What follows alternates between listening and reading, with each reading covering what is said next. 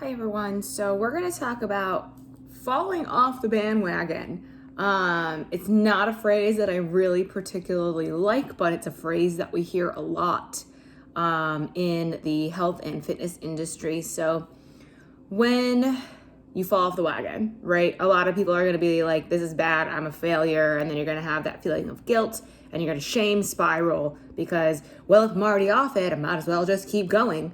And then they like go hard or go home, whether it's like through binge eating or like just being like, you know what, I missed one workout, screw this, I'm not doing it for the rest of the week.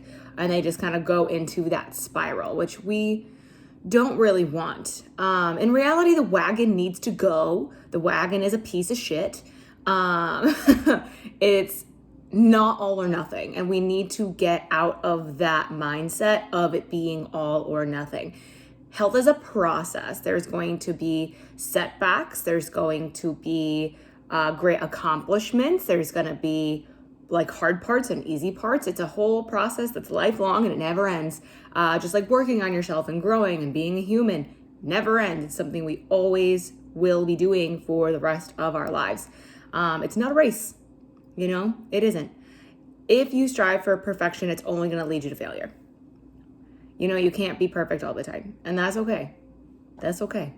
Remember that you're doing the best that you can with the information that you know. Like say you have a really stressful work week and then you're like, I feel bad because I couldn't work out. You had a really stressful work week. You should be resting and recovering so that you're able to do workouts the next week when you can.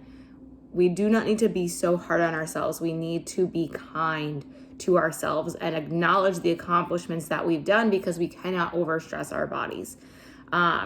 If you feel like you fell off the bandwagon, you want to focus on the things that you can change today.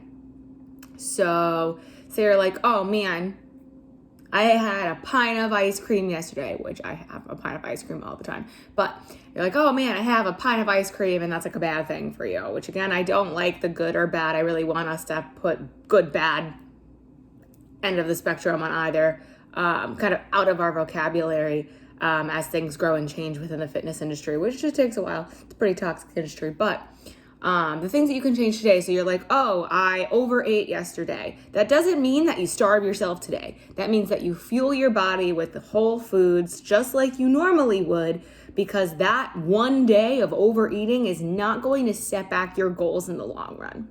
It's not how it works. Now, if you're doing that and you go in the spiral and you keep spiraling for months and months and months on end, yes, you're going to see some health effects.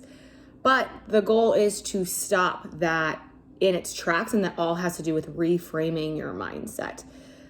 A lot of the times it's, we've done it before. We've had the setback, we've come back from it. We know what to do. We have the tools in our toolkit. And sometimes falling off the bandwagon is a really good thing. I fell off the bandwagon because of my health. And I have been resting for months and months and months and months and months. And we need that sometimes. Sometimes us falling off the bandwagon is our body and our mind's way of telling us, hey, you need to stop. You need to slow down. You need to rest and recover so that we can build ourselves back up even stronger. But for right now, as much as it pains us to rest, that is what we need to do because we live in a very fast-paced world where we need to get everything done all the time. And rest is seen as something that is weak, when in reality, rest is something that makes you very, very strong. So remember that in the long run too. Again, please be kind to yourselves. Okay? Please be kind to yourselves.